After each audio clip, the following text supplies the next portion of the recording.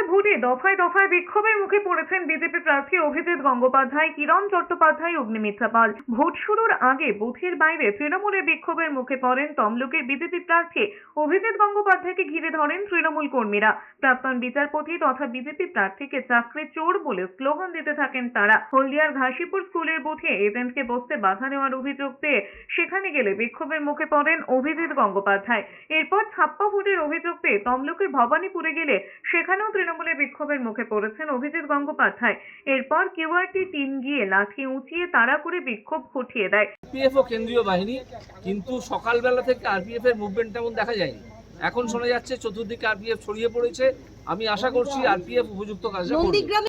এদিকে হাতে লাঠি সোঁটা নিয়ে কেশপুরে বিজেপি প্রার্থী কিরণ চট্টোপাধ্যায়ের গাড়ি ঘিরে বিক্ষোভ তৃণমূল কর্মীদের। গাড়ির সামনে শুয়ে পড়েন তৃণমূল কর্মীরা।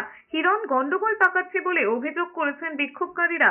হিরণের গাড়ি বেরোতে দেবে না বলেই জানান তারা। এরপর জমায়েত ছাড়িয়ে এগিয়ে যান হিরণ। পুলিশের ওসির সঙ্গে বচসায় জড়ান তিনি।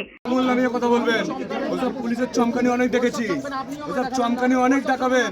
যেই চলে এসছি তখন চলে এসছে, এখানে যেই চলে এসছি তখন পিছনে পিছনে চলে এসছে। এই প্রসঙ্গে দেব বলেছেন 3 মাস ধরে মিথ্যে বলে কাটালেন, এখনো হেডলাইনে থাকার চেষ্টা করছেন। সবাইকে শুভেচ্ছা জানিয়ে পছন্দের প্রার্থীকে ভোট দিতে বলেছেন দেব।